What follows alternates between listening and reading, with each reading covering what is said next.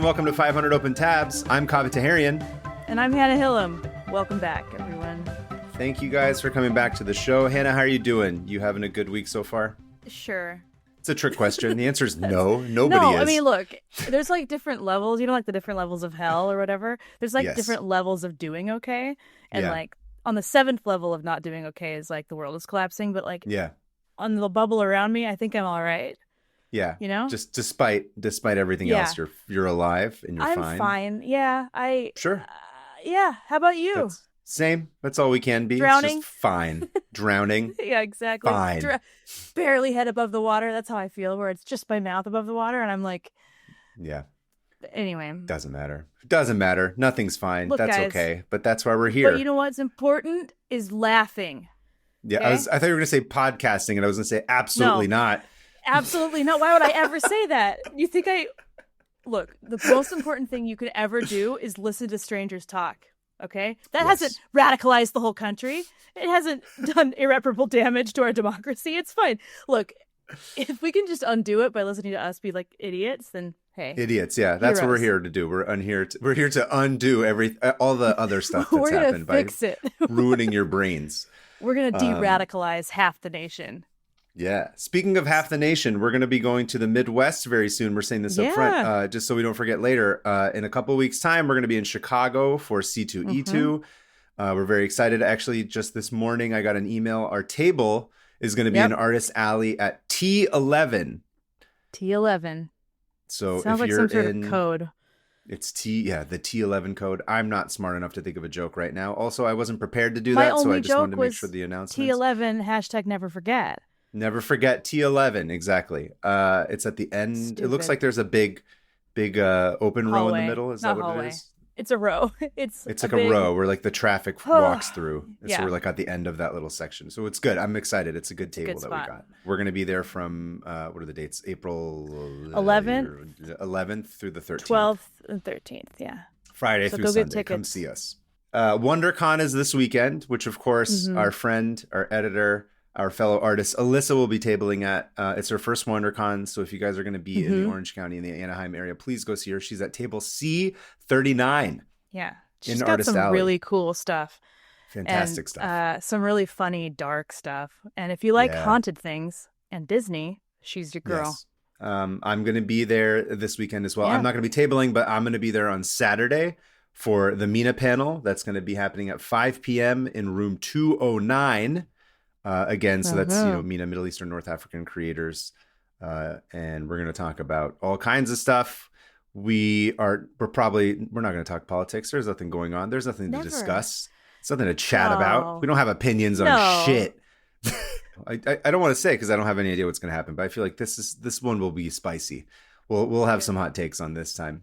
But yeah, Saturday, 5 p.m., room 209. Come see me and my friends on the panel. We'll be discussing the state of media for people of Middle Eastern, North African descent, and also the state of being alive and trying to exist as a MENA person in this country today, which seems to not be going great.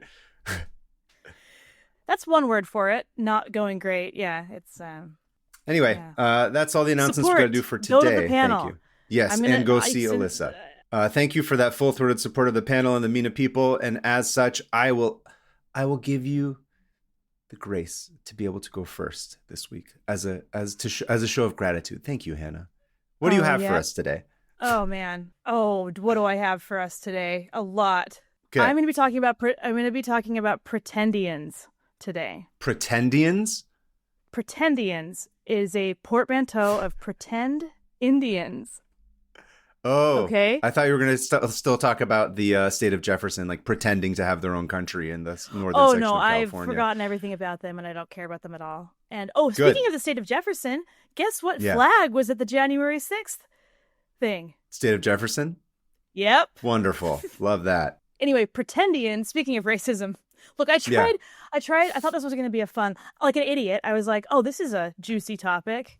Okay, it's really dark. I'm going to try to do this in a way that's not like devastating, but this is about Pretendians, Indians, which is a term that was coined recently and made popular by somebody named Jacqueline Keeler, who is a Navajo journalist.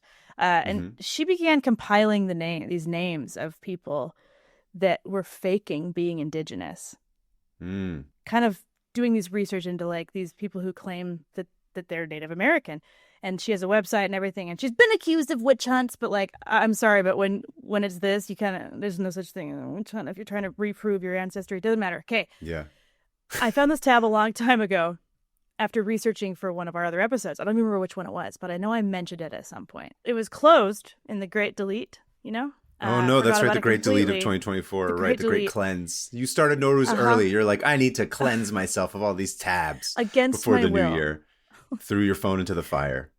No, I'll just throw my phone on the ground over and over because I can't stop dropping it. I dropped it 4 more times. So then recently I was looking through my notebook and I was like, oh, there's a whole list in here of the next tabs I want to do from my open tabs. Look at you being organized. No, that was the one day I was organized. Okay. I need to disclaimer the one day. Every week for me is just, or every time I'm getting ready for the next episode, it's panic.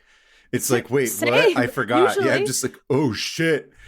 Yeah. What am I going to do this week? Luckily, you have like hundreds of options. So it's true. There are dozens of them. Dozens of them. I found this list in my notebook of like a few that I was really wanted to do. And there it was, Pretendians. And I was like, oh, yeah. So here we go. And I need to do a disclaimer. Okay. Yeah. I'm very aware of the irony of me diving into this topic as a descendant of the people who had a hand in genociding the indigenous Americans 400 years ago. I'm going to do my best to not be a dick. Okay. That's all we can do. That's all we can do. And I got extremely deep into research and realized like most of the way through, I was like, oh.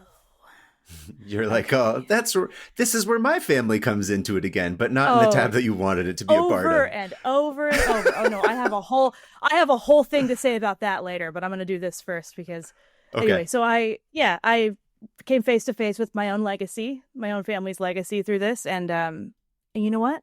I've accepted it. That's like that PBS show where they would like look up people's ancestors, and then was it Ben Affleck or somebody that was like, yeah, I don't want this to come out. Somebody that got really upset about it and they tried to bury it. Oh, I feel like it was Affleck. You know what? Who cares? That's what I have to say. And the point is you're doing the opposite of that. You did your own, because PBS wouldn't do it about you, so you had to do it yourself. And you're like, hey, guess what? My lineage sucks. I'm descended from murderers. Okay, I'm descended from racists. Respect. Not for being racist. Okay, no, I'm saying for coming out and being like, this is bad. No, I'll have more to say about that. I'm trying to keep it in a box, so I'll get there. In a box, okay. Continue. Because I came through from reading this with a lot of it really solidified a lot of things I'd already kind of been realizing and researching, because I do love genealogy and family history, and I'll get to that in a minute. So I'm very aware that I am actively living on the lands my ancestors stole and benefiting from them. So I'm going to do my best. And I want to point out that every tribe and nation is very different in how they decide who is a member or a citizen. And how they go about verifying it is up to them, not us, okay?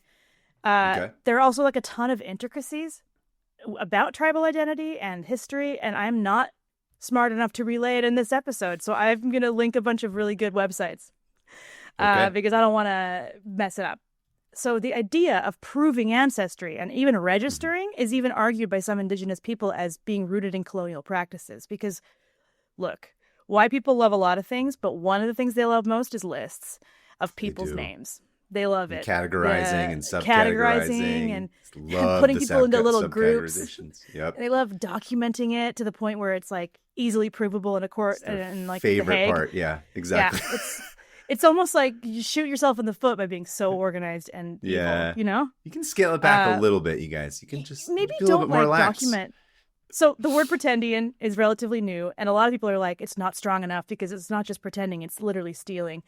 But Steel Indian doesn't have the same ring to it. No, pretendian sounds amazing. Or it is a good word. Anyway, Aintian? Like ain't Indian? Ain't Indian. There was another one I can't remember because I didn't write it down because I'm gonna be on the side of Pretendian here. That sounds like much more catchy. Whether or not it's correct is besides the point. No, it's correct. Maybe most people use it.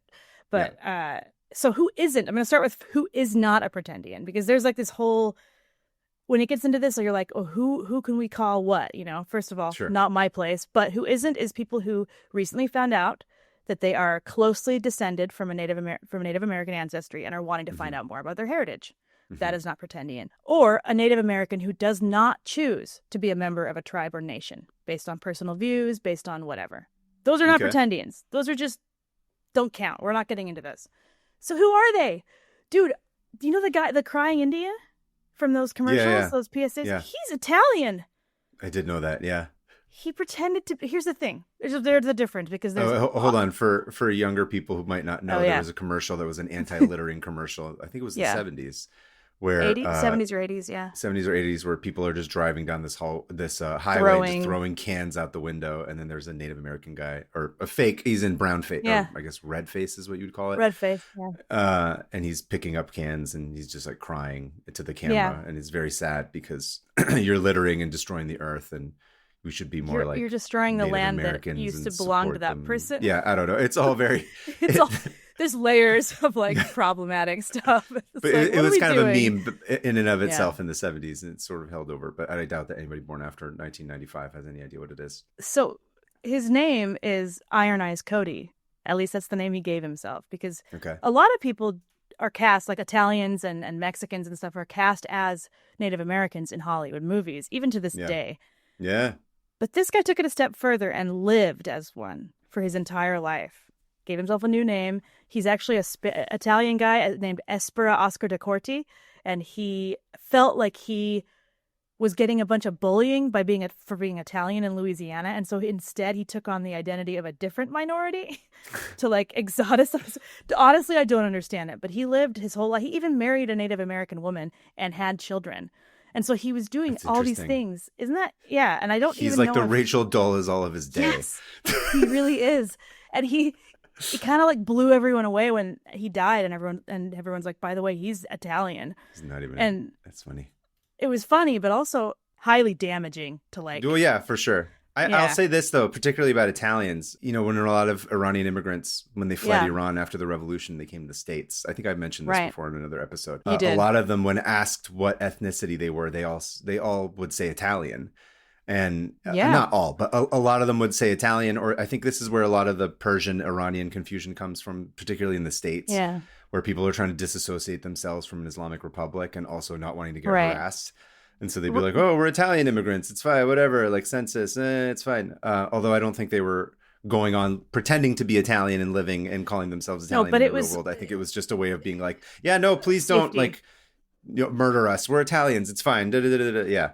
Well, it's like how Jewish people who immigrated to America were like, yeah, my last name is not that, you know. Yeah. I'm Stewart or whatever. Yeah, it's very common practice. Still to this day. Yeah. So Iron Eyes Cody, his name is not that, and he is not a Native American. But some argue that he did a ton of good.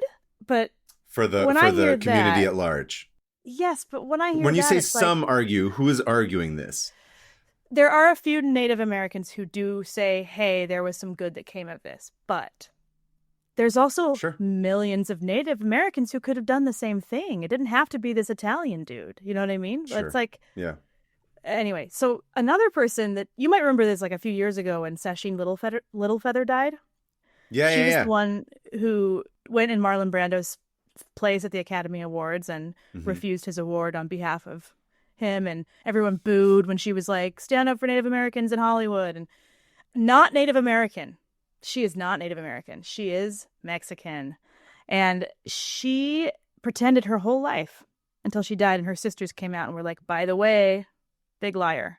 Which that kind of so she blew did. My mind. That wasn't like a thing where she was like false, because I feel like I didn't do a deep dive into this, but I thought I remember reading that was reversed again, but maybe that was later. No. I feel like that's something I've seen as like debated, but again, that's what I'm asking. I did kind of go down a rabbit hole, and people were saying like, hey, she's Mexican, which means there's indigenous, ancestry there because, Aztecs and Olmec and stuff like that.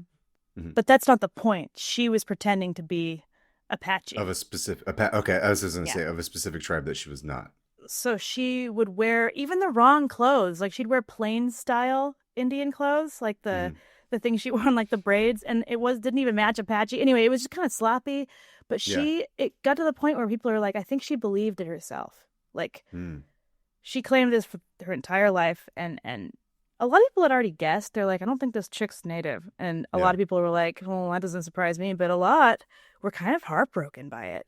Yeah. Like, why not put an actual native on stage? You know what I mean? Like, and even Marlon Brando kind of had there's a whole thing with him where he's all torn. Did he not know that she was like fake or what there were rumors. There were rumors back in Pretendian. the day that she was not real. And her name is Maria Luis Cruz, and she had lied about her childhood, and she's actually European and Mexican. Anyway, so that one was a huge thing. And then, dude, there's more.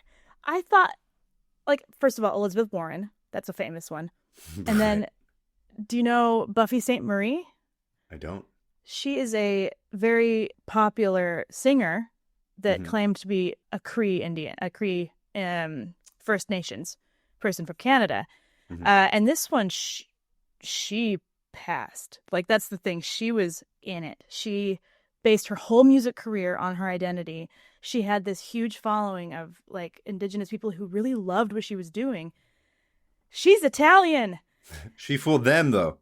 She fooled them. People of the tribe. Yes. That's interesting. And no, not of the tribe, but because I will say that there are. No, I'll get there in a minute. Anyway, her name is Beverly Santa Maria, and she was so ashamed of her Italian heritage that she like didn't talk to her family anymore. She was embarrassed of the Italian stuff, and so she again came and decided that she was going to be a different minority. Like I'm trying to wrap my head around it. It doesn't make any sense. And then of course there's also like Michelle Latimer. She's a documentary filmmaker. She made the Dakota pipeline protest film called Rise. Oh, okay. I was like, that name sounds familiar. Yeah. Yeah. She's claimed to be Algonquin, and she's fully European. And also Gray Owl. He's like this English dude named Archie who was like, This seems like the worst out of all of them. Oh, I'm Apache, and I care so much about beavers that I'm going to dedicate my whole life to making sure they don't die. And he did, and he got a lot done to save beavers. And he married a native woman, and she didn't even know until he died. And she was like, what? So weird. Yeah, she said that she felt like she'd been married to a ghost and someone she didn't even know. And he dedicated his whole life to preserving the forest and beavers, you know?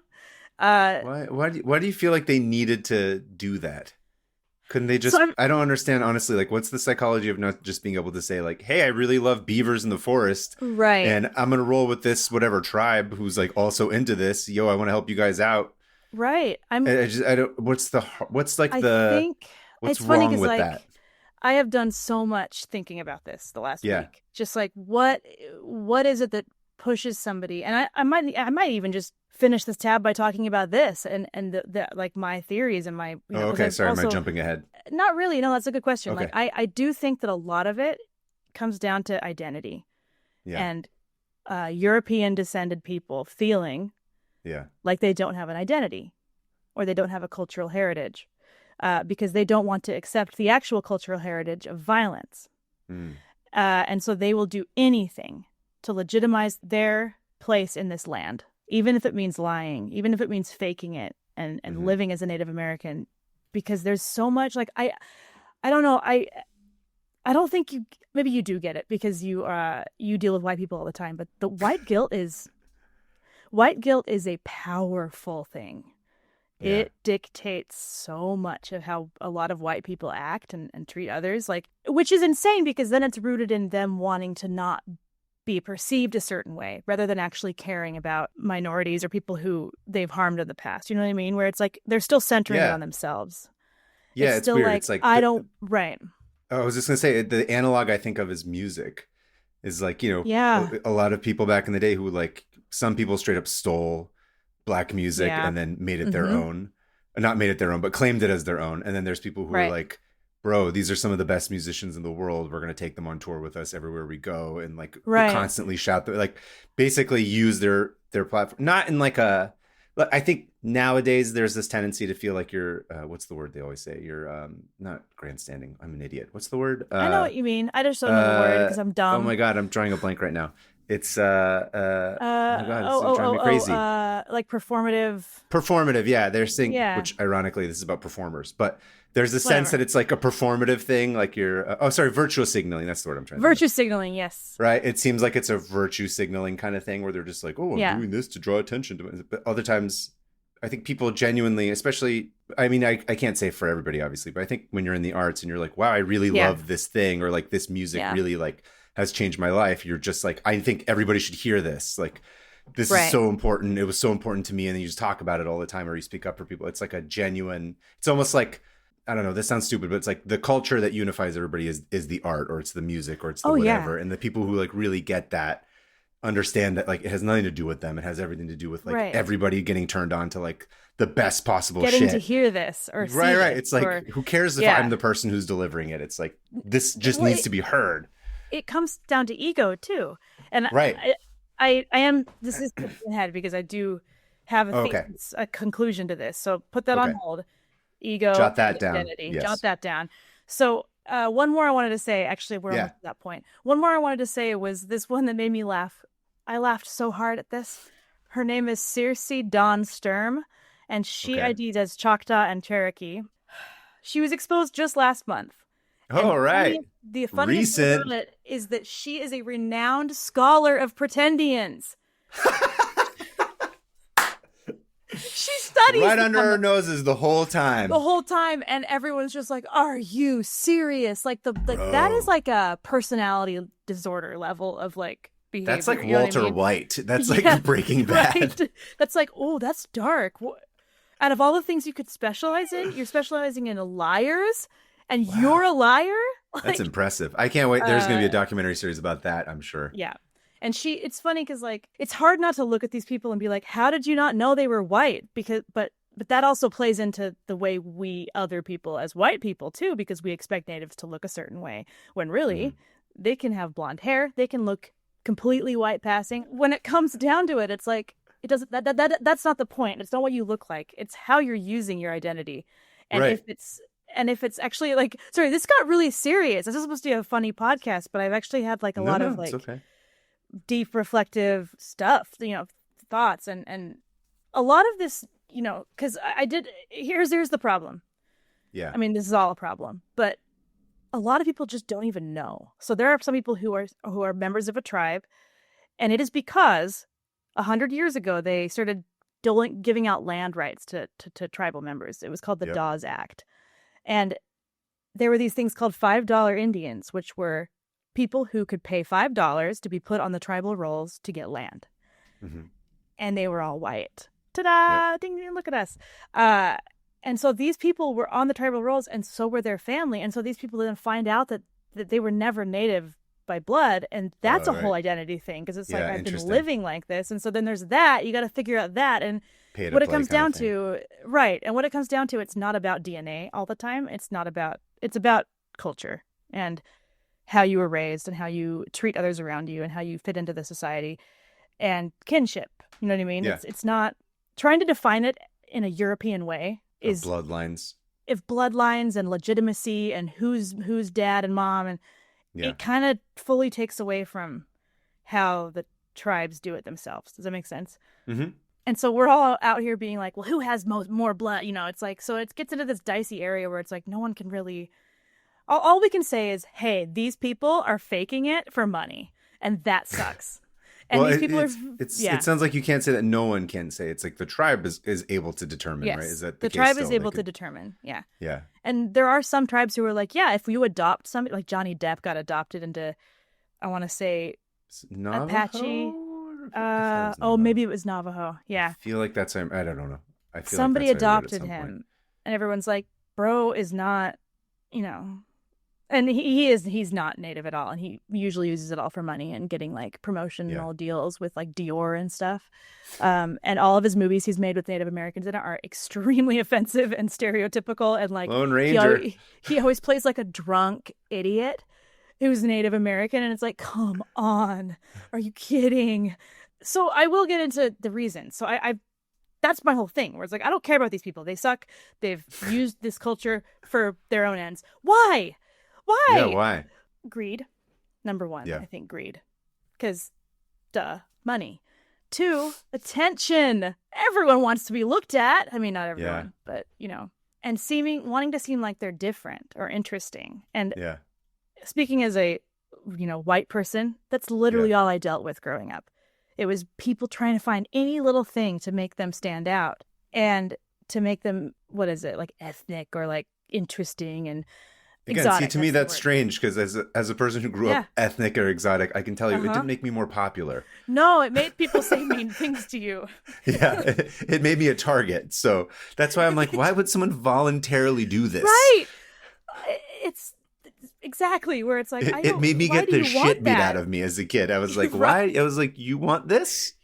You learned a bunch of slurs before you even knew what they were. Yeah, Like, exactly. I'm like, oh, so this is how the real world works. Cool. great. I'm a kid. Yeah. I'm a child. I shouldn't have to. Yeah. Anyway, I'm 5. I'm sorry my name is weird and I don't celebrate Christmas. Please stop punching me. But I guess I'm interesting now. but I guess I'm different enough to be punched. So Ethnic there's that. looking. Yeah, exactly. But that is that's such a stupid European mindset of like, I need to make something of myself. Like, all goes back to European culture of like the hero or the explorer or the adventurer. This Yeah. very important, God gives you these skills to be the best, and you go take over places and explore and own things. And it's Yeah. even comes down to that in that way where it's like, oh, that's cool. I want it. Even if it's culture, because there's no concept of oppression from Yeah. a white person's perspective where it's like, oh, this is cool, I'll take it and still be fine. And this is like, Yeah. this is discourse from like 10 years ago, like appropriation and all that. But I just can't believe this is still happening. You know what I mean? I mean, I can believe it's happening now in this era as a way to Yeah. like get clout or whatever. Because I think, I mean, right. since you're the resident white person on the show, I'm going to be the resident brown person on the show. Please. And say that, the way that it's able to be monetized and leveraged in social media makes a lot more sense. So That's true. I can certainly say that it pushes you to embrace some of that more because you get a more niche kind of dedicated Oof. following or fan base. That's I'm saying dark. this specifically as a person who's, an Iranian American. Like the Persian stuff tends to, get its own little audience, like when you post about stuff, as opposed Right. to the non-Persian stuff, which is weird. Right. Again, ironically, you wouldn't think that, but I guess part of that might just have to do with like the algorithm knows who to target more specifically, as opposed to just dude, like all I get is Persian I'm memes. totally guessing. I'm complete. Well, that's partially because I keep sending them to you Sending me. nonstop all day long. I I see something and I'm like, none of this makes sense to me. I don't know what this is about, but I appreciate it. No, but what I think again, this is a bigger topic, but I wonder how harmful. I mean, I shouldn't wonder. It is harmful. I think in the sense when you're a younger person, especially when you're trying to figure out your identity, you're not quite clear what it is. It does seem like Right. it's incentivizing you to try and embrace certain things that are, maybe not as authentic to who you are. Right. And part of that is like, I think we all probably grew up with that as kids as well. Maybe we yeah. just didn't have the specter of social media hanging over us, but it's like we all tried Right. different identities that didn't work or did work, but the repercussions for it now seem much more extreme, which is unfortunate. And it's so Right. Or is it which is it's both. no, It's like- I'm talking about young people specifically. I'm not talking about like yeah. I'm not talking about liars. Professors I'm talking who about pretend that they're Native American. Yeah. I'm talking about young people where you're like, kids do dumb shit. We've all like, Right. it's so much more the blowback could be so much more aggressive and Yeah. and Instead like of just a few devastating peers when being like, still- you're an right. idiot. Yeah, like when you're still trying to Which develop is- as a person, yeah. and maybe you don't understand why that's wrong because your brain hasn't quite grown yet. Dude, I did so many stupid, dumb things. The things I yeah. said as a 16-year-old. 100%, same. Yeah, Oh, rough. No, but I it's good to hear that because I do think that I do live in the bubble of whiteness where it's like, how could people do this? And you're like, I know why. I see it all the time, so I appreciate that. yeah, Say a lot of people get a DNA test and they're like, oh, cool, I'm 2% Native American. yeah. That does not mean you can walk into the tribal offices and ask for a Right. card. But Yeah. there are people who do that, who are like, okay, I'm in. And they're like, no, you're not. Most indigenous people see that as extremely insulting and racist because white people who claim ancestry don't understand the fact that North America is massive. These weren't just one big tribe. There were millions of people in separate tribes, Yeah. different governments, different nations before we even put our dumb feet on this earth, on this, I can't remember the word for land. I forgot the word for land. Different cultures, different DNA, different traditions, all of it. thousands of different ones. And so we're like, oh, 2% Native Americans. Like, that doesn't mean anything. Again, you're erasing. It's like when people are like, yeah, you're from Africa. And it's like, Africa is a billion different countries. That's a like, continent. What are you talking about? Like, yeah, like it's the same thing with this. It's like, and all these, have you ever read 1491? Nope. It's all about what the before Columbus goes out? Yeah. And what it looked like before. And how it was populated with millions of people with different cultures who all warred among each other because they're also people. Anyway, the biggest one is guilt. And the guilt about living on land that we don't belong on. Yeah. This is our problem. This isn't their problem. They wouldn't have to keep all these lists of who's a fake if we didn't keep pretending to be Native American. Like that's not their problem. Like I kept seeing all this stuff about like, oh, these lists are like colonial. It's like, yeah, they have to because we, the colonizers, keep pretending to be them. I'm going to calm down. I can't stop getting angry. Stop doing it. Okay? Fine, Hannah. That's what my next tab was going to be about, was about claiming my Native American ancestry, I guess. I can't do that now. Thanks a lot. But look, white person to white people, because I know you listen, white people. Judging by the Discord, I know it, okay? And you've already heard this, but like, just own it. You're descended from slave owners. You're descended from people who committed genocide. You're descended from people who stole land. You're descended from murderers, okay? That's the reality. And at the end of the day, you can't change that. You can't twist it. That's our legacy. And the only thing you can do now is to not keep stealing stuff from people. Like, literally, you know, the most important thing we as white people, not you, we as white people can understand is that we're not special, okay? We're not special. You're not special. Our ancestry is not special. We all came from the Mayflower. Who cares? What did they do after they got off that stupid boat? And I get it. Like, deep in our bones, we know we don't truly belong here. And that's why we cling to any culture we can get. That's why we're like, oh, I'm Irish. And Irish people are like, no, you're not. Or whatever. You know, I'm Italian. It's like, no, you're not. You haven't lived in Sicily for 200 years. And we want to have a connection to the land we live on because it's a very human desire. And you want to feel better about living on stolen land. But the truth is that's racist. And we can't keep doing that. We have to just own the fact that we're descended from murderers. And when it comes to DNA and family history, like it's my hobby, you know. I do a lot of family history. Yeah. And I remember the first thing I realized was how whitewashed everything was. If you're going to get technical about your family history, you have to be ready to own whatever you find. And I'm sick of seeing people being like, but this person is great. It's like, great. You can have both. You can have this really amazing ancestor who also committed atrocities, and you can know both of those things. All right? Yeah. It's like your family now. Yeah. It's like exactly. Our families now are complicated. Why would ancestors be any different? I mean, obviously, they're not these. Hopefully, like, your immediate family is not committing genocide right now, but you know, you're. I don't know. Certainly not the people who listen to this podcast, but you know, people are complicated. They're not all one thing. I think it's one of my biggest pet peeves about history is people like, you know, kind of glorifying the people from the past. Right. And it's like, no, they were just dumb idiot humans like the rest of us. You just can't lie. You can't lie to yourself because part of history is finding the truth, whether that truth is uncomfortable. And I feel like a lot of Americans don't even know how to face their own truth. A lot of white Americans don't even know how to face their own history without trying to take someone else's because they don't want to be complicit. And you're not complicit. We're not complicit, but we definitely live here. You know what I mean? Yeah. So again, least you can do, we can all do is just stop stealing stuff, okay? Don't be what they say you are. Stop stealing stuff. Stop making it about you. And that's my TED Talk to all white people.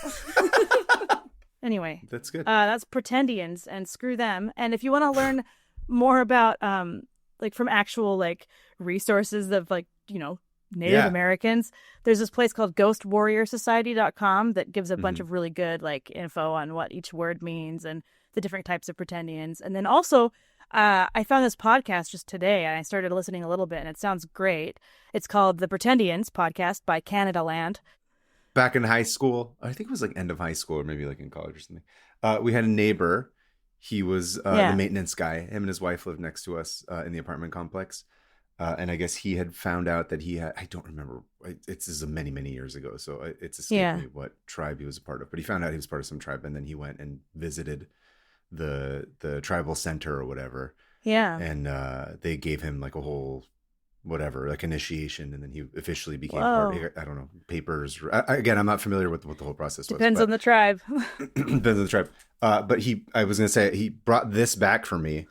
Oh, this pipe as a whoa. gift. Look at that. Wait, I just pulled it out. You just had that? Well, he gave this to me as like a gift. Yeah. And he was really excited about it. He's like, "Oh, I found out I'm part of this." I mean, we were friendly with them. They were our neighbors. Yeah. They were very cool. They were really nice people. And then he gave me this. So I still have it on my bookshelf up there that I hold on to. But I always think about that, where I was like, "Oh, it's interesting." But like, to your point, he wasn't quote passing in terms of like looking like he was part of it. But I guess he was, and right. You know, they did a whole process for him, and there was like, "Yeah, you're officially this," and they sort of deemed him. Again, I have no idea. I don't know what that. Whatever it was. There's like initiation. There's like, and then also it's like, again, the tribal leaders are the ones who decide, and if they decided like, I think that was a whole thing. There was like they were like decided that he was legit, and then he brought me that as a gift. I always thought that was really cool. That's cool. It was the first time I was like, oh, I didn't realize there's a thing. I think at that time when I was younger, I just assumed it was like, well, you're either born into it or whatever, but I guess or not. Yeah, no, you can be adopted. He went through the process, and yeah. Anyway, I thought that was I like that. That it's is a cool. fun little piece that I've got. Anyway, thank you for being real today. It doesn't always have to be funny. Yeah, it's a little bit too real, but I couldn't this didn't feel like a funny subject, you know? Don't force it. It's fine. Yeah, I don't think we should be making fun of it. No, I think these people are damaging the last shreds of what's left of what we destroyed of these cultures. I don't know. And also, you know what's funny? Here's the thing about DNA. One more thing. Those DNA tests don't mean anything. You get it back and it's like, oh, you're this, you're that. It's like, that's not set in stone. It could change because they don't actually know what they're doing, and they're kind of scams. Now an organization has your blood. Now an organization has your DNA. Yeah, and they're storing it. And as we know, corporations can easily just join the president at the inauguration. I am absolutely baffled why people would voluntarily do that, but that's neither here nor there. But I'm always like, why would I give my blood to a private company? Because you're not white. I'll tell you that right now. White people are like, there's nothing that can happen from this. We've never had anything hard happen to us in our whole lives. Why not give our blood somewhere? Honestly, that's what it is. I did the same thing where I was like, oh, this is fun. And then I'm like, it's because I've never been like targeted. Also, sidebar, don't post pictures of yourself on social media from when you're a child to now, or like 10 years ago to now. Yeah, that's another thing that creeps me out, where I'm just like, who knows what the shit people are going to be doing with that information. Also, don't put your kids on social media. Like, that is my big, this like, do it private, put on a private Instagram. I don't want to see your kids. Yeah, have a private account, but yeah. I can't even look at kids. Like, I see kids on Instagram, I'm like, I don't want to see that. Put them away. They're children. Also, I forgot to say one thing. Yeah. Another thing because I have a lot of strong opinions about how people do genealogy, because people love to decide the story that they want to tell about their own ancestor, and it's the fact that we have, as European descended people, even access to this kind of thing is a privilege. The benefit. This is horrible, but what comes from being the quote-unquote winners, meaning the ones who are the more violent and destructive force, is that we have our complete ancestry. We literally erased everyone else's by genocide or by literally kidnapping them from their home and selling them to somebody. Yeah. Sorry, the last name Jackson is not an African name. Where do you think that comes from? It's the person who stole them. Anyway, I'm getting angry again. So if you're participating in genealogy, just keep that in mind, and don't forget that this is a privilege, and be responsible. Yeah. There. Cool. Thank you for that. I don't know how to transition into my tab because it's decidedly goofy. It's so dumb, right? Let's do it. Look, nothing matters, dude. I need a palate cleanser before I go into mine. Now I'm like sad. No. Woo. No. I know. I almost switched out at the end, and I was like, no, just no, it's good. I'm just like, I feel like it's going to be a bit abrasive if I go from that directly into this. Ask me something. How was your night last night? Oh, right. Yes. My night was very fun. Yeah, tell me about it. At the time of this recording, the previous nights when we jumped over the fires for Trashamba Sudi. Listen to last week's episode. Listen to last week's episode about the legend of Siavash to learn how it may or may not have come from some sort of legend in a book. Yeah. Alyssa was messaging us beforehand to be able to figure out, like, ding, to link to the YouTube so that you can click on it to go to the previous episode. So this is a perfect opportunity for that. I'm just going to do this the whole time and keep my finger up on the screen so that I can click on it. No, it was fun. Got together with that was fire jumping. You sent me some really dope pictures again. Yeah, you can't keep egging me on because one of these years I'm just gonna fall and break my ankle and like snap my back in half and like dislocate something in my spine because I was like, Sarah, you gotta take cool pictures of me. There's expectations now. You did that to send them to friends, bro. You do look about 20 years younger in those pictures. I do. That's the thing. What you don't see is the pain afterwards. Right. Well, it blows my mind because I'm just not. I don't have like strong legs. Like jumping is not something me or my family do at all. Oh, really? None of us are jumpers. We're more like hikers and skiers, but there's no jumping involved. There's no jumping here. We don't jump. No, look, I can jump like 3 inches, but watching that, like I've tried to figure out why it gets me so pumped, and I think it's just like I feel like a kid watching like a show. Jumping in fire. Like a whoa! Like it has the same like awe that like a magic show would have for a child. It'd be like, how did he do that? But those were some pretty cool pictures. Thank you. I appreciate it. But you had fun. You got all your family around. It was fun. Yeah, that's like that was a little bit smaller. It was just immediate family, not cousins and whatnot. But anyway, yeah. So that was last week. Okay. Prepping for my tab, thank you. We needed, look. We need a little bit of, because this gets stupid today on my tab. This is going to be the polar opposite of yours. Look, as long as I get to lecture white people at the end of it, I'm happy. Okay, good. So, as you know, I like to always start my tabs by exploring how I came across it. But in this case, I literally do not remember how I found it. I have no recollection of opening this or searching for it. It feels like someone just took my phone and opened up the page and then put my phone down. So incredible. No idea. No clue. But however it got on there, I'm thrilled. Isn't that fun? We can kind of trick ourselves. Yeah, honestly. It's like, ooh. This is a problem for future Kava. Here you go. Exactly. I have some like that too where I'm like, why was I reading about this? No idea. Okay. Today I'm going to tell you all about an absolute unit, Baseball Hall of Famer Rube Waddell. Do you know who Rube Waddell is? No. Okay, is this the new Nikola Jokic? We'll see. Do we have a new favorite? He's decided. Let's get through it. I'm gonna hold your horses. Rude Waddell. Ruby Waddell. Rube Waddell. Rube Waddell. Correct. So I'm going to say this up front. Who is he? There's no point in me trying to clarify the narrative of this man's life or career in any kind of linear fashion. Okay. Because it makes absolutely no sense. There's constant ping-ponging, and ultimately it would not be in the spirit of Rube. So this is going to be a very messy tab, which for me is not common. I tend to be very OCD about this, but I got like a couple paragraphs in and I was like, screw this. I just forget it. I don't know. I don't care. I'm just going with it. You're honoring him by also being insane. Insane, yes. You know what's really funny? The other tab I was going to do was also an insane person with a bajillion insane things they did in their life, and I couldn't keep it. I couldn't track it, and so I just ditched it. So I'm really glad we only have one. Yes, one of us did that this week. So, contrary to popular belief, Rube did not hail from the farms. His father, John Waddell, was a Scottish immigrant and worked in the Pennsylvania oil fields as an employee of Standard Oil. John and his wife, Mary, gave birth to their sixth child, George Edward Waddell, on Friday the 13th of October, 1876. Oh, it's even in October. Spooky. Yeah. In the early 1890s, the Waddells relocated to Butler County, Pennsylvania, and settled in the town of Prospect, where George obviously is his birth name, spent most of his early life. And right off the bat, he was always reported to be a strange kid. He once ran away from home at the age of strange kids. Oh, it's just beginning. Dude. He once ran away from home at the age of 3 and went to live at the local fire station for a few days. Wait, what? For days? Did his parents apparently? Okay. So wait, one of 6 kids in the 1800s. That literally. I feel like if you have 6 kids in the 1800s, it'll take you a couple days before you realize one of them's not there. You're like, there's only 5 in here. My Also, I'm friend not sure literally if there did was more that. kids after him. If it was just he was the sixth one in the line of maybe like six more, or if he was the final kid. I'm not sure. Oh.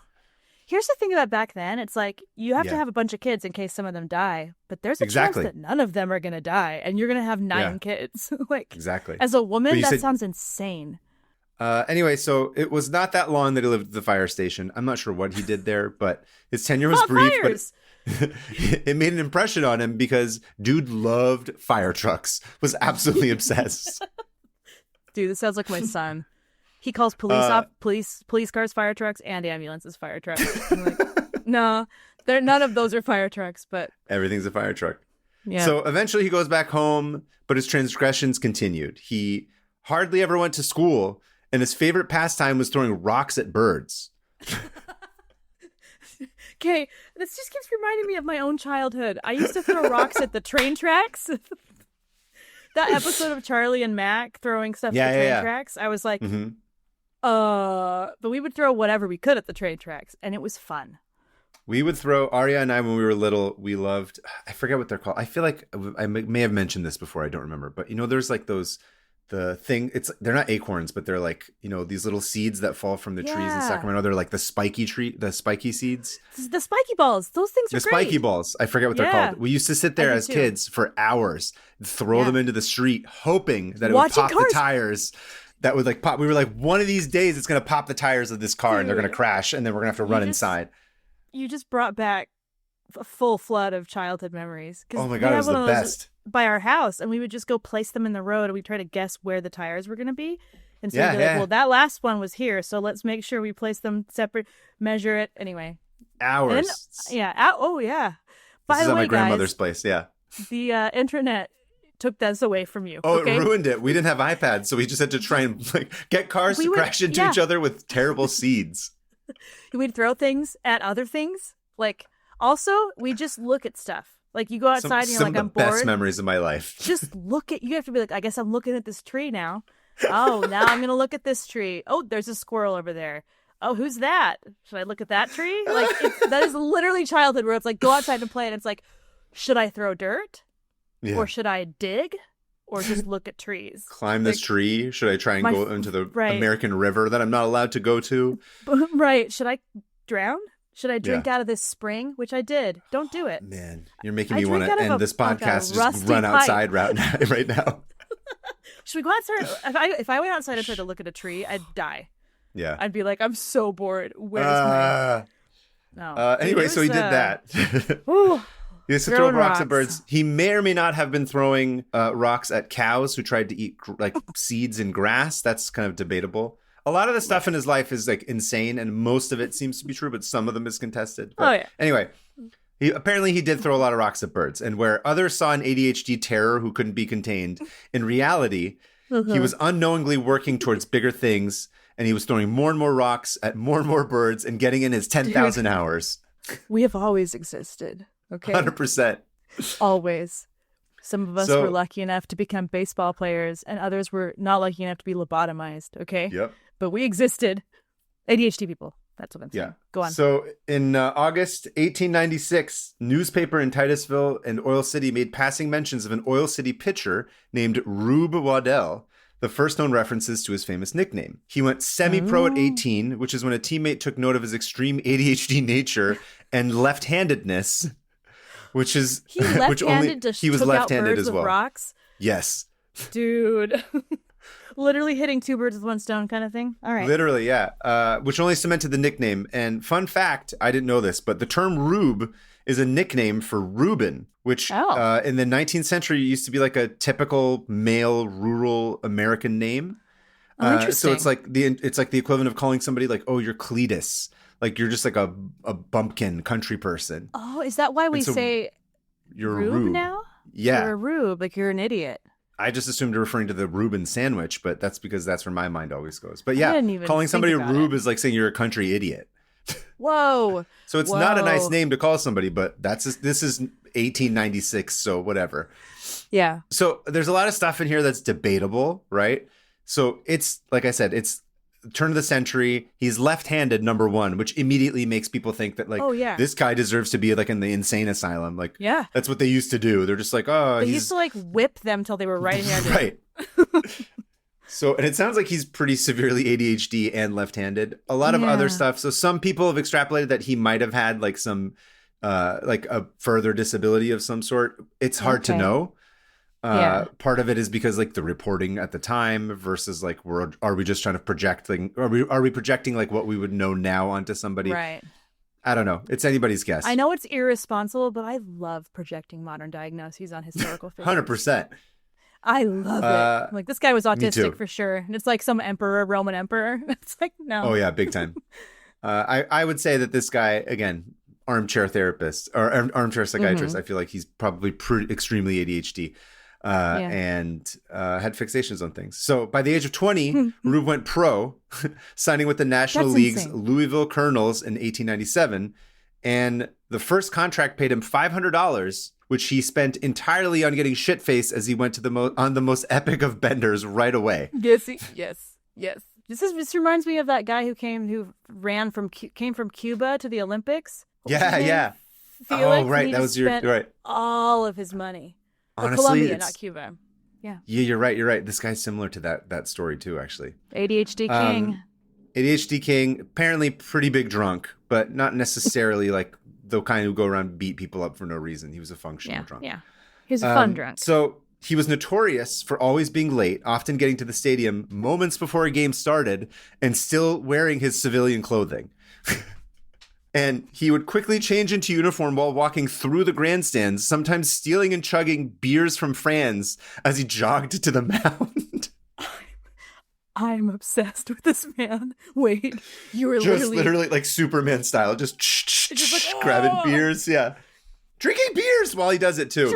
Look, you gotta get ready for the game. When he wasn't there late, he would often get enraptured by playing marbles, and it was not uncommon for his whole team to be like, "Where the shit is Rube?" And he's just clacking marbles away under the stands, so they'd have to like grab him by the collar and throw him onto the mound. Okay, I can comfortably say that this man has ADHD. Oh, yeah. There's no armchair diagnoses here. This is like textbook case. Textbook, yeah. Love him. But once he managed to get to work, Rube made quite the reputation for himself as an amazing player over the course of his 13-year career. At an impressive 6'1" and 196 pounds, he led the American League in wins, strikeouts, and the lowest earned run average, winning the Triple Crown in 1905. Okay. He led the league in strikeouts for 6 straight seasons. And then in 1903 and 1904, he had back-to-back seasons with over 300 strikeouts, a feat that would not be repeated by another player for over 60 years. And just to be a show-off or stave off boredom, Rube was known to sometimes send his teammates off to the sidelines and play defense with only his catcher during exhibition games. What? So you're just like, go, guys, get out of here. He's just like, I got this. I'm bored. I want to just play this entire team with me and the catcher. You guys just go take a break. There's not enough stimulation in this. Literally, to up it. Speaking of catchers, after the 1905 season, Rube had to have it written into his contract that he was forbidden from eating crackers in bed after numerous complaints from his roommate, catcher Ossie Schreckengost. Shrek? Okay. He was great. He was a really good player. And despite all this, despite all of this, he would still get extremely distracted while on the mound because baseball, after all, is a notoriously slow burn. So boring. He was often distracted by shiny objects and puppies. So opposing teams' fans would bring puppies to the game and hold them up. And he would inevitably walk away mid-game and go over to play with the dogs. What? So wait, you could hack this guy by being like, here's a puppy, and they'd lose because of it? I don't know if they would lose because he would still go back and just like catch up for it, but he would just be like, I'm going to go look at That's the thing about people like this is that they can get away with the craziest stuff and things still work out, and it infuriates me. It infuriates me.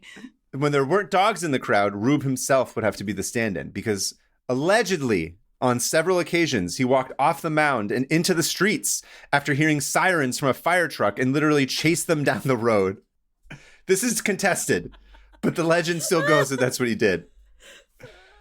And allegedly, on more than one occasion, his penchant for running after fire engines led him to rush into a burning building to help save somebody. Well, yeah. Because he's a hero. Yeah, he's missing the part of his brain that keeps him from dying. That's my favorite. Just like... So, my favorite is that during one game early in his career, Rube left in the middle of the game to go fishing because it was a nice day and he didn't want to waste it on a ball field. This dude, are you serious? It's like, it's too beautiful to play baseball.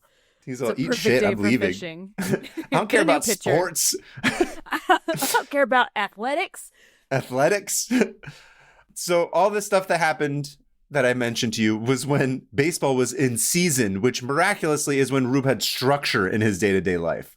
Oh, that's all you need is structure. So when he was off season, all bets were off. He would... I'm so excited. Okay. He would disappear for months on end. Sometimes unfortunately he would be on these long drinking binges. Okay, vendors or whatever. I guess one year when it was getting close to the season starting again, management looked for him in all of his old haunts and they couldn't find him. But eventually he was discovered. He had run off with the circus and was wrestling alligators. What? What do you... Okay. As everyone is wont to do, yeah. They're like, you got to stop fighting alligators. You got to come back and pitch. And he's like, okay. We need you to have an arm that works. And obviously, like I said, he drinks a lot, but he also apparently likes to get married when he was drunk. I mean, hey. And he had a hard time keeping track of how many women he was married to at any given moment. He was a bigamist, so he was married to like a bunch of different women. Not deliberately, like at once, but I think he would just forget. Oh, I see. He'd forget? So records indicate that he was officially married at least 3 times, but there may or may not have been overlap. But I was going to say, that's like a little ball I'm going to lob for you to dive into the records, because I know you love doing that, to sort of figure out the chronology of his weddings. I would love to. I might come back with that. Again, a little bit of a temper. In 1905, he spent some time in the clink for throwing flat irons at each of his in-laws. Dude hated his in-laws. He threw irons at them? Flat irons, yeah, just tossed. He was just, I don't know what was happening, but he just got pissed.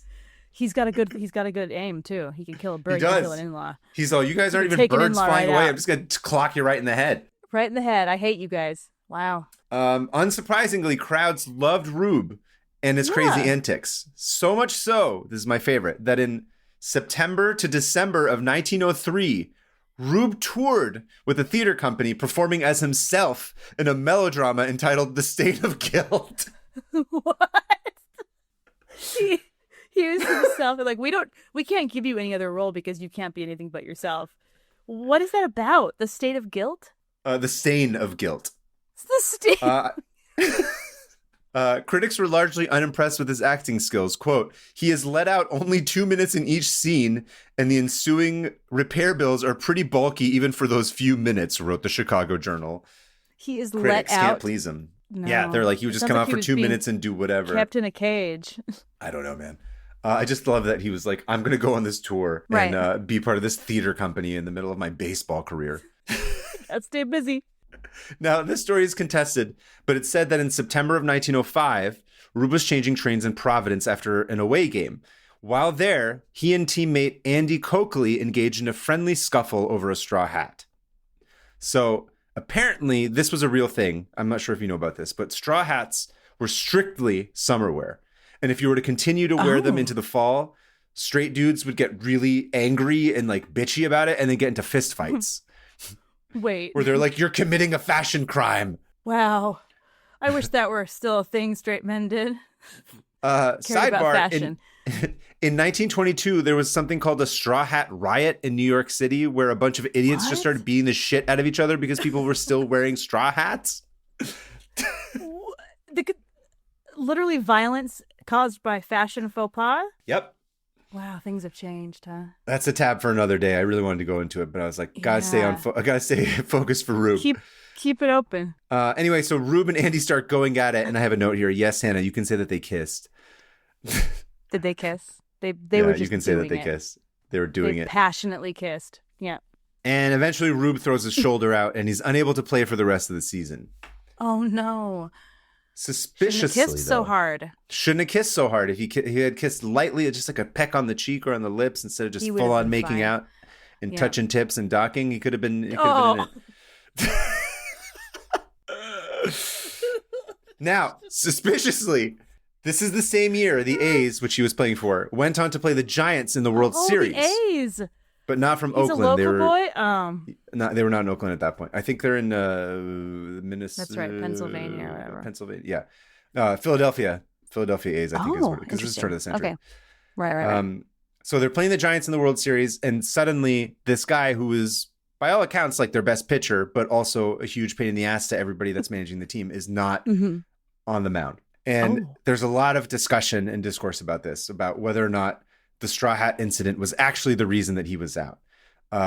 There may have been bribes involved, but that's not clear. Although he would continue to play for another couple of years, apparently he never really came back to his first glory from the straw hat fight. But there's I started to read about it and I was like, there's a whole other thing about this. About like whether or not there was bribes, if this somehow ties back into like, the World Series later being thrown, all this crap. Whoa. There's like a whole forensic thing about this that you can get into. Again, I thought I would save that for another day if I really wanted to go into that to understand it. That sounds fascinating. I thought I was just going to be like, there may not. And then it turns out there's like, I found this one article that like goes deep into it. And I was like, that's like 5 tabs worth of stuff. Don't you love how this is such a huge part of this show is and research where it's almost like you open up like a little hole and see a whole new cave system of info. You're like, oh no, I can't go down there. And you just have to shut the door. You just have to walk away. You just have to let it be. And there were like at one point that he said that I think they said he was shaving and then like his shoulder clicked back in and then he was like, cool, my shoulder's good again. I want to play. What? There's all this discussion. They're like, they did the deep dive and they're like, some of these articles claim these things, but like a lot of the players they were like, we don't even remember him getting in a fight with this guy. Like, weird. They're like, so there's a huge, like big question mark about why he was not in the World Series that year. But the sort of most logical answer seems to be, if this thing didn't actually happen, is that the management was like, this guy is driving us insane. Like he's so unreliable and we can't have him we can't throw the World Series because Rube is going to go chase a fire truck or like start throwing rocks at birds. And this is the early days of baseball, right? It's not quite like a good, it's not like a $1 trillion organization the way it is now. But I think this might have been when they're starting to really like try and get some legs underneath them. So question mark, again, it's a tab for another day. But he was never quite the same after that incident. And after the 1911 season, Rube went on to live at the team manager's farm in Hickman, Kentucky, a small village situated on a bend of the Mississippi River. Like a retired dog? No, this is just in between seasons. To the farm? Oh, okay. I thought it was like he retired and lived on a farm. No, they're literally like after the 1911 season, the owners are like, just come live with us in this little village here, basically trying to keep an eye on him and just make sure he doesn't go off and like give him stuff to do. That's smart. There was like a lot of rains and it started flooding, and the floodwaters that year started to suddenly threaten to swallow the town. Rube stood in icy waters for hours helping stack sandbags for the levee. He just was going like do because he's like, great, there's something to do. But as a result, unstoppable. Oh no, he contracted a severe case of pneumonia, which soon turned into tuberculosis. Oh, you don't come back from that. However, he pitched one more season with tuberculosis. He's my hero. But by November of 1913, his health had reached the critical stage. Oh. And thankfully, the team owners paid to send him out to San Antonio to be close to his parents, who had moved in with Rube's younger sister in nearby Bourne, Texas. And the once powerful, lovely, incredible, energetic Rube Waddell was now down to 130 pounds. Oh my gosh. And he's 6'1"? Yeah. That is skinny, skeletal. just wasted away. He passed away on April Fool's Day, 1914. Yeah. What a legend. A few months just short of his 38th birthday. That's it? He's my age. He didn't even make it to 40. So in total, remember, so trying to follow the chronology of like the teams that he played for, and he kept bouncing back and forth between the major leagues and the minor leagues. And then some people would be like, we're going to send him here for a little bit to sort of give him a little bit more structure, like to figure something out. Remember, again, this is the early days of baseball. It's they didn't know what to do with people like this anyway. Yeah. So in total, the teams that he played for were the Louisville Colonels, the Pittsburgh Pirates, the Chicago Orphans, the Philadelphia Athletics, and the St. Louis Browns. Excuse me while I Google the Philadelphia Orphans. No, Chicago Orphans. The Athletics were from Philadelphia. Chicago Orphans team. Okay. Thank you. Go on. And I just thought that he was hilarious and amazing, and that's the story of Rube Waddell. It just can't stay focused on anything, but was a beast, absolute unit, some of the best pitching ever at the time. That's the thing with like neurodivergence. It's like you lose some skill points where, the social and stuff like that, but then you're really good at other things that really can take you far. And if you can ride that, people will forgive the other things. It's true. That was always my game plan, where it's like, if I can be good at something enough, then they can just overlook all the other things. Yeah. My problem when I played on sports teams was I was not good enough. So I just ended up distracting the entire team by like talking to everybody and making jokes the whole time. And coaches did not love me necessarily. So you're like a little Rube, what's his name? Waddell, without the talent. Yeah, exactly. I was like, I'm going to come up with nicknames for every single person on the team. I'm also going to learn how to imitate the coaches' voices perfectly and then just make fun of them in the locker room. I'm also going to come up with weird inside jokes about this, that, and that, and that, and that. But you know what? I bet they remember you. Memorable. They probably remember me for sure. Remember that little piece of crap kid that piece just of shit shut up? Wouldn't shut up ever, talking about God knows what. But the laughs, it feels so good. The laughs feel so good. The laughs do. Anyway, that's Rube Waddell. He was a funny guy. Dude. I enjoyed reading about him. I thought you would get a kick out of him because he seems like a sweetheart, even though he was also sometimes be a crazy alcoholic. But heart was in the right place. All the stuff I read about him, they were like, they kept saying he's sort of like a sweet little kid is how they described him. He seems like he's well-meaning. And he's sweet. And like, honestly, he was like going to help firefighters and shit and being like, I'm going to save people from a burning building, or like, I want to go pet puppies because like I love dogs. I don't want them to go. Like, seemed like he was a good dude. There's like that like Reagan era idea that all alcoholics and drug addicts are bad. Right. That it's still all over our culture, but like people are just trying to self-medicate with something that makes sense to them. Which is how I see this guy, where it's like, he's insane. And with that comes like trying to manage your insanity in a way that you feel like you have control over. And so, he was a drunk. And he was an amazing baseball player, and I love him. Yeah. I got to look up a picture. Do you have a picture of him? I completely forgot to send you any pictures of him. I'm sorry. Whoa! Here. I have a bunch right now. This guy. Unit. This dude, I have never seen someone with a face like this.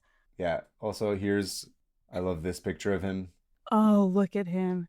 And here's his old baseball card. He is... He's wearing the old-timey, like, striped socks. He's wearing the striped socks. He looks like a clown. He looks like he's, like, half posed, like, okay, pose. And he's, like this. And then they snapped the picture when he was still unsure. Look at him. Oh, he looks... What does he look like? He's got, like, the face of one of those dummies that you tackle, like a tackle dummy for football. Like for football? Yeah, you know those like. I don't think I ever clocked their faces. I always think of them as just like giant pads. But I believe you. Or he looks like one of the basic dummy that you see with like. He's got I made that in a good way. He just reminds me of. He's got a strong jawline. He's got a gigantic jaw. He's very angular looking. Super Scottish. He just looks old-timey to me. Look at him. Just like, it's like if I were to come up with a drawing of like a baseball player from 1905, that's exactly what I would draw. He looks fun. But there's this one where he's in this awesome little sweater. I think it's a baseball-themed sweater. I want that sweater. It looks cozy. It does look very cozy. Go look at the YouTube and you can see these pictures of... He looks drawable. That's what I like. I want to draw this guy. Does. Anyway, that's Rube Waddell. I love him. Thank you. I thought you would. Yeah. That was delightful. And it was a good, nice, uplifting thing. A palate cleanser from the seriousness. Okay, so now we're on to the part where we're going to close our tabs. How would Rube close his tabs? Rube? He would... I don't know. He would. You could just do like a home run hit, sound. I don't know. Just like a baseball bat cracking and then a bird. Yeah, let's give it a home dying. run. Let's bring all our tabs home to home base. Have you seen that video of it was like 20 years ago where that person accidentally hit a bird and it with a baseball bat and it burst like a bomb? Okay, hold on. Hang on, we're gonna do a live. How have I not seen this? I don't know. I watch it like once a year at least. Oh my god. Hang on. I'm sending you this because I need you to see this right this minute. Here we go. Randy Johnson hits bird. Okay, hold on. Okay, I'm gonna send this to you. Okay. I love this video so much. Oh, it just goes straight through. Oh no, it's the pitcher. Yeah, the bird explodes. The ball hits the. That's right. The ball hits the bird. Watch, it's gonna go in slow motion. It's gonna just explode. Oh. It looks like he threw a paintball and it hit the wall, but it's just white feathers going everywhere. It's one of my favorite videos, and this reminded me. Waddell reminded me of this, where it's like you can throw things at a bird, like throw rocks at a bird, or you can just throw a baseball. That's literally what it was. The spirit. What if that was Rube Waddell being reincarnated in that bird? I think that was. I think he was like, "This is my time to say hi to everyone." That bird is named Rube Waddell from now on. And I think the joke with this is that it was like this happened right around 9/11 or something, and it was like someone was like, "This was the bird 9/11." Okay. Bird 9/11, love it. Bird law. Bird law. Okay, I don't know, something baseball. Whatever, baseball. I forgot to put the name of the person that wrote this email, so just. Hold on, we didn't close our tabs. Oh, okay. Do you want to count down? Yeah, you ready? Yeah. 3, 2, 1.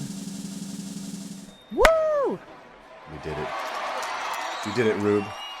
We did it, Rube. Moving on to listener emails. Hannah. All right. You are prepping your letter right now. Did you get it? You got it ready? Okay, Go ahead. So this is from Casey, and I don't know where Casey's from. But Casey says, "Hello, Kava and Hannah. Love the podcast. Keep up the great work." Thank you. Thank you. My open tab is about the only co-pilot in NASCAR history. Oh. The rhesus monkey, Jocko Flocko, was a co-pilot for the driver Tim Flock. Not only was Jocko the only recorded co-pilot, but he is also the only winning monkey in NASCAR history. He earned a prize of peanuts. Jocko rode alongside Tim as he won the Grand National race at the Hickory Motor Speedway in May of 1953. Jocko was bought by Tim's cousin Chester as a publicity stunt. Jocko's career would only last 8 races. His final ace ended in a flurry when in the middle of the race he pulled open a hatch. This monkey pulled open a hatch, which normally allowed the driver to see into the front right wheel in case of damages. Jocko was nearly struck with a pebble, which sent him into a craze. God. Tim was forced to make a pit stop and throw Jocko out of the car. Tim finished the race in third, and Jocko retired to Tim's family home as the only co-pilot and winning monkey in NASCAR history. Side note, Tim's season ended soon after because a car accidentally parked on top of him as he was sleeping in a field. Tim was injured, but not killed, and he never won again. A car accidentally parked on top of him? I guess, but this monkey... Imagine being like a NASCAR driver and be like, no, I should die from like exploding in a car crash, not sleeping in a field. Right, and getting run over.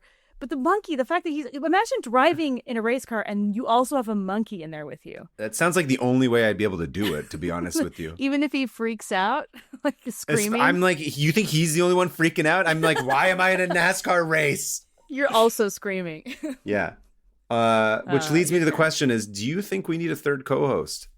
Yeah, I actually think we should get a monkey in here with us. I think a chimp can be good.